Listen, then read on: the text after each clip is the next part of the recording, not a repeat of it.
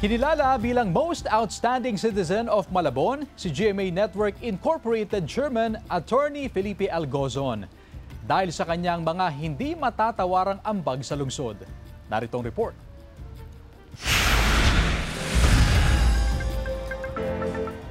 Kinilala ng Malabon ang mga natatanging individual na nag-ambag sa pag-unlad at nagbigay ng karangalan sa lungsod.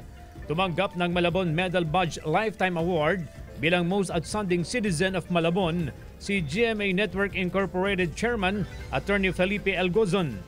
Para kay Attorney Gozon, isa raw malaking karangalan ang natanggap niyang pagkilala. Sa kanyang talumpati, sinariwan ni Attorney Gozon ang kanyang kabataan. At kahit hindi na raw siya nakatira sa Malabon, nananatili niya ang kanyang puso para sa lungsod. Dahil ang team, parangal sa mga nakaraan, o gunitain natin ang nakaraan, I would like to say that I am proud that I studied in Malabon Elementary School during my primary grades.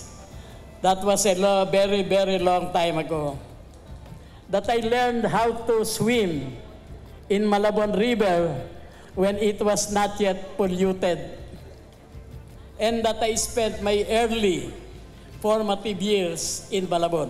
Kasama niya sa pagtanggap ng parangal ang kanyang mga kapatid na sina Carolina Gozon Jimenez, pati si Florencia Gozon Tariela na nauna ng ginawaran ng Dangal ng Malabon Award.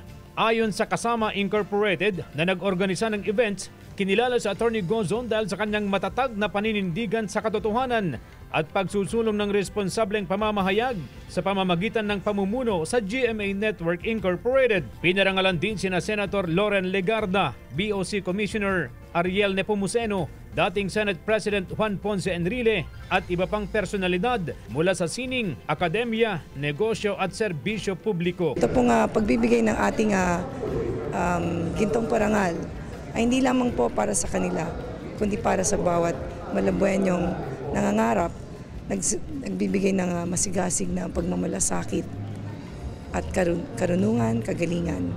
CJ Torida, One North Central Luzon.